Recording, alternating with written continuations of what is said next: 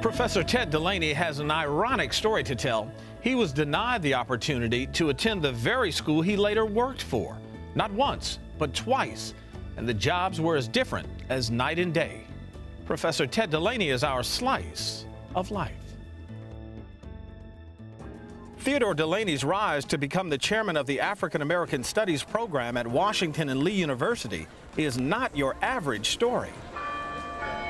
Delaney grew up dreaming of attending the university, but in 1961, he could not apply to the school because of his race. I came out of an all-black high school.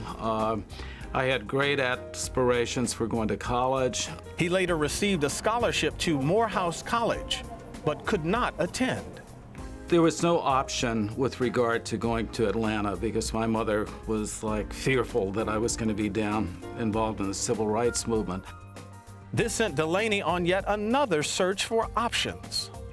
Applied to Catholic religious orders and entered a monastery in Peekskill, New York, a place called the Graymore Friars. I was there nearly 7 months before I realized that God wasn't calling me to that, and came back home in early 1963.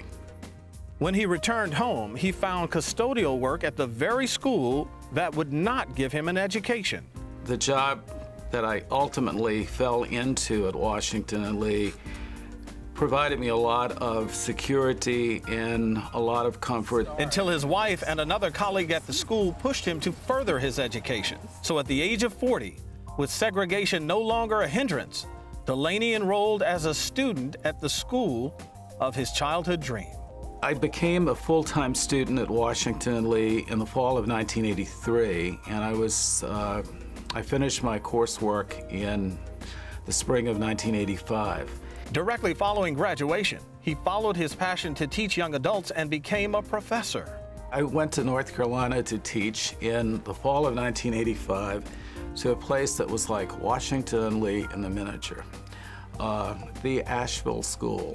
While at Asheville, Delaney received a letter from his former colleague at Washington and Lee, the very person who urged him to further his education. I opened this letter and it was from Holt Merchant, and he was suggesting that I go to graduate school, get a PhD, and come back. Delaney took the advice. In 1985, I began graduate studies at the College of William and Mary. In the spring of 1991, he accepted a teaching fellowship at Washington and Lee. The PhD was awarded in 1995.